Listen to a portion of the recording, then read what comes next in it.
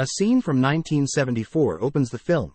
A lady is heating hot wax to produce wax masks, while her small boy eats breakfast in a high chair. Suddenly, the father enters with his second son in tow, screaming and kicking frantically and seemed to be on the verge of hysteria, due to his seeming aggressive disposition.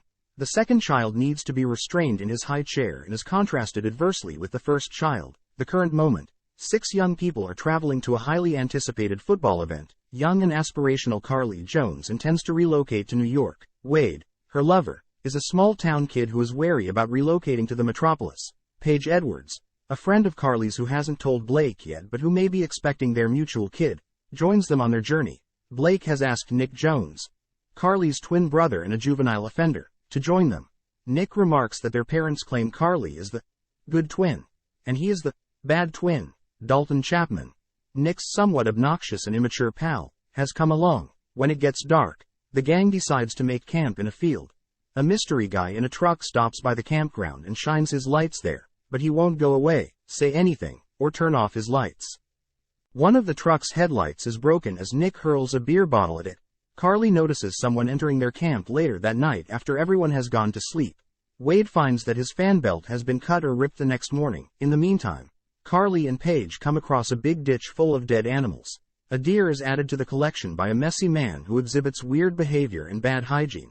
While the rest of the gang attends the football game, he volunteers to take Carly and Wade to the adjacent town of Ambrose to buy new fan belts. The remainder of the gang, on the other hand, quickly becomes stuck in traffic and decides to head back to the campsite to wait for Wade and Carly to get back from Ambrose. The roadkill transporter terrifies Wade and Carly, so they exit and make their own way to Ambrose. Though the church is crowded, the town nearly feels deserted. They go to the dilapidated wax museum, which is built completely of wax.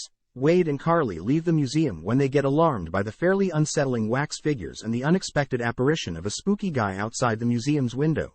They then proceed to a garage where they encounter Bo, a mechanic they met in the church, who offers to drive them to his house and sell them a fan belt. As they make their way to his residence, the dashing and endearing guy tells them the tale of the Sinclairs, the previous proprietors of the Wax Museum. Drive.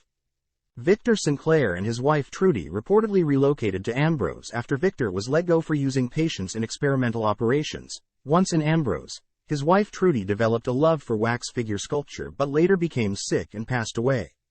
Victor later committed suicide due to depression, leaving the Sinclair kids orphans. Carly notices that Bo's truck's headlight is damaged as she waits outside of Bo's house in the automobile. She attempts to alert Wade by sounding the vehicle horn after realizing that it must be the same truck that troubled them the previous evening. Wade tries to escape, but someone from below approaches and slashes his Achilles tendon, rendering him helpless. After that, Wade is stabbed and knocked unconscious.